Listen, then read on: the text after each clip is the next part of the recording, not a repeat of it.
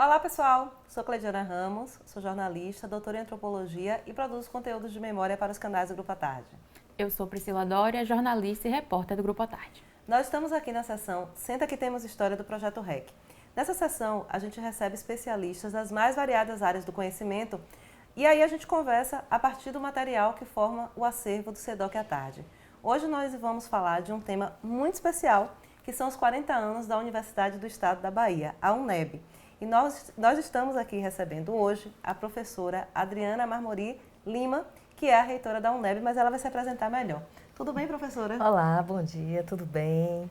Quero também cumprimentar a Priscila e todas as pessoas que estão nos assistindo aqui à disposição de vocês. Tá, e aí eu queria que a senhora se apresentasse. Bem, eu sou Adriana Marmori, professora da Universidade do Estado da Bahia desde muito tempo, 27 anos de docência, né? E atualmente, após o processo eleitoral, reitora da Universidade do ano passado para cá, 1 ano e meio mais ou menos. A UNEB, ela foi criada a partir de centros de ensino superior que já estavam em algumas cidades, como por exemplo Juazeiro, Caetité, né? Mas talvez a marca mais forte da UNEB é estar presente em toda a Bahia, todo o território baiano. Né, até se considerar a extensão, a UNEB está presente nos 417 municípios. E a senhora tem uma carreira toda feita na UNEB, desde estudante. Então, eu queria que a senhora falasse um pouco dessa característica diferenciada da Universidade do Estado da Bahia. Bem, a UNEB ela já nasce diferente e potente, uma vez que ela tem, né, a sua missão de chegar ao ensino superior público ao interior da Bahia. Então, ela nasce a partir de uma proposta de Edivaldo Boaventura, à época, que visitou outros países e viu como as universidades se instalavam em diferentes lugares e vem com essa ideia. Na Bahia, a gente tinha já algumas faculdades instaladas, né? Exemplo da FAMESF, que é a antiga Faculdade de Agronomia em Juazeiro, né? A Faculdade de Letras de Alagoinhas, que é uma das mais antigas também, com Jacobina. E aí agrega essas universidades todas, espalhadas em todos os cantos da Bahia, e cria a Universidade do Estado da Bahia como uma universidade multicamp. Ou seja, ela já nasce com essa ideia de ser desterritorializada do ponto de vista de só centro-Salvador, mas de agregar o interior, de chegar para as pessoas que estão no interior. E era uma época muito interessante, né? Porque a gente só tinha a UFBA, né? Isso. Em Salvador, né? Toda concentrada em Salvador. A Faculdade de Educação aqui também, na época, né, de UNEB, e que ela também se incorporou nesse processo da multicampia. Então, inicialmente, poucas cidades, mas ao passo que a universidade foi se constituindo enquanto um espaço de formação de docentes, porque a época era basicamente, né, de formação docente, ela foi se ampliando, se colocando em outros lugares, a demanda também das cidades começou a surgir, e hoje nós estamos em 26 cidades da Bahia, com 31 departamentos na nossa universidade. Então, é a maior universidade do Norte e Nordeste, considerando a multicampia. E temos também a UNEB marcada como uma experiência que acaba trazendo a referência para outras instituições que vieram depois e que acometem também essa questão de se constituir multicamp. Então, hoje nós temos algumas universidades federais, os institutos, que eles também já são criados nessa dimensão de sair do eixo capital e chegar, de fato, às cidades da nossa Bahia. A UNEB, né, ela tem muitas características só dela. Como você mesma falou, ela inspira muitas outras a serem daquele jeito para melhor. Uma das características que eu acho mais legais na faculdade é justamente essa diversidade que ela traz quando vai chamar nos vestibulares, sobre as vagas que elas liberam. Eu queria que você falasse um pouco, que a senhora falasse um pouco sobre isso, sobre como vocês são pioneiros, a UNEB em si é pioneira de diversas formas no quesito de cotas para inúmeras minorias sociais, né? E falasse um pouco disso, sempre foram na frente, inspiração de várias formas. Eu sempre afirmo que a UNEB ela é pioneira e ela é protagonista ao mesmo tempo, né? É pioneira porque ela deslancha um processo diferente de outras e inicia isso. Tive a oportunidade de ser conselheira do histórico conselho que aprovou o sistema de cotas na nossa universidade em 2002. Eu era diretora de barreiras à época. E foi justamente uma mulher negra reitora que trouxe a proposta. Então, foi criado na nossa universidade o sistema de cotas para negros e negras.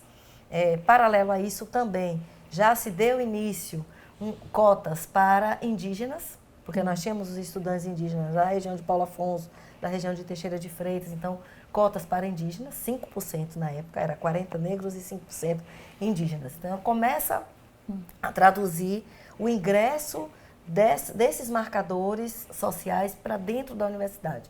Então, protagonizou nesse sentido. Hoje nós temos 21 anos de cotas. Há também uma questão histórica aí a ser considerada. Muitas pessoas colocam que a UNEB não foi a primeira, foi a segunda, porque tem a do Rio de Janeiro, que foi a primeira. Mas tem uma diferença também que marca a UNEB. A UNEB foi uma criação do próprio conselho da universidade como autonomia. Por isso que eu digo que foi a primeira. Lá foi um projeto de lei do governo do estado da época, que passou pela Assembleia Legislativa e criou. Mas o que acontece? Em termos de datas, a nossa foi criada antes, mas a nossa resolução foi publicada depois. Então fica na disputa, mas o que importa é que as nossas universidades públicas implantaram sistemas de cotas como um processo de reparação histórica e de uma ação afirmativa, para que as pessoas estivessem sim dentro dos bancos da nossa universidade. Então é isso. A senhora é a segunda mulher na gestão da UNEB, né? A primeira, a professora Ivete Sacramento, inclusive a mulher negra, né? Outra marca da UNEB. E a senhora tem toda essa trajetória, né? Dentro da UNEB, como aluna, né? Agora como gestora, né? da universidade. Quais têm sido os seus desafios, né? Nesse 1 ano e meio, né? E os planos, assim, centrais da sua gestão? Bem, é importante ter passado por todos eu diria assim, as categorias, né, de estudante, porque a gente conhece toda a militância, a busca, as demandas que são apresentadas, as lutas históricas do lugar de estudante. Depois, como docente, né, a questão das pautas também docentes, de melhores condições de trabalho, de apoio à sua formação, qualificação, né, para que você possa avançar na sua carreira docente. Como gestora da Pró-Reitoria de Extensão, eu fiquei mais de 10 anos numa pasta importante, que é a aproximação da universidade com a comunidade externa. Então, a partir dos projetos, dos programas sociais, né, de estar junto com as pessoas, construindo essa relação mais próxima. E aí, agora, como reitora, né, que o desafio é enorme, porque nós estamos num processo de gestão de uma universidade pública, que tem, sim, muitos desafios a serem cumpridos, mas tem uma história potente aí que precisa ser visualizada por toda a sociedade baiana e brasileira. Nós trabalhamos num processo que é de gestão de uma forma bastante democrática, com a participação das pessoas que estão conosco. São mais de 23 pessoas, entre pró-reitores, assessores e secretários e secretárias, cada um assumindo a sua responsabilidade na sua pasta, mas pensando junto à Universidade do Estado da Bahia. Eu diria hoje que o nosso grande desafio é garantir que os nossos estudantes que ingressaram, sejam os cotistas ou não cotistas, concluam seus cursos da melhor forma possível e saiam da universidade, né, no final, eu diria assim, fazendo a diferença na sociedade onde eles estão. Então, para isso, vem um conjunto de coisas que a gente tem que pensar, de assistência estudantil, de permanência, de acompanhamento, de qualidade do ensino, né, de inserção desses estudantes na pesquisa e na extensão, que é o que vai garantir uma formação de fato qualificada, né?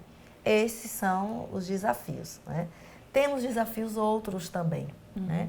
A UNEB hoje está num processo de internacionalização muito pulsante, né, da relação com outros países, né, de pensar as nossas pesquisas em rede, para além do eixo Bahia-Brasil, com outros pesquisadores, e aí nós temos também tido a grata satisfação de termos nossos pesquisadores aí condecorados, reconhecidos, fora em outros espaços, né?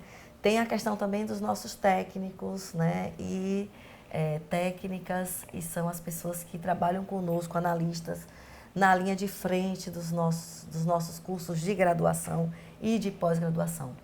São pessoas que têm uma qualificação. Hoje a gente observa que o técnico, antigamente, na criação da universidade, eu visualizando as fotos, era aquela figura que trabalhava exclusivamente com a parte administrativa. Hoje não, os nossos técnicos, eles se qualificam, fazem especialização, mestrado, doutorado, então vem contribuir com a academia de um outro lugar, de um lugar também protagonista, assim como os docentes e os estudantes.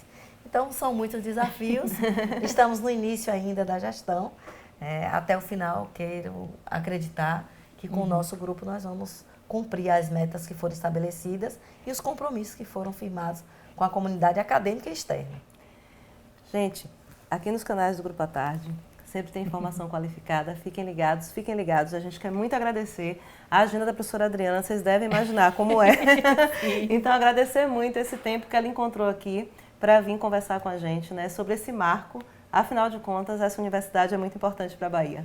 Eu que agradeço a oportunidade de ter dialogado com vocês hoje e trazer um pouco, né, a experiência que é estar nesse lugar de reitor e falar da nossa UNEB potente na Bahia. Então, eu queria também agradecer a presença. Espero que venha, encontre mais espacinhos na sua agenda para a gente falar sobre muitas outras coisas. E é isso, gente. Muito obrigada e até a próxima.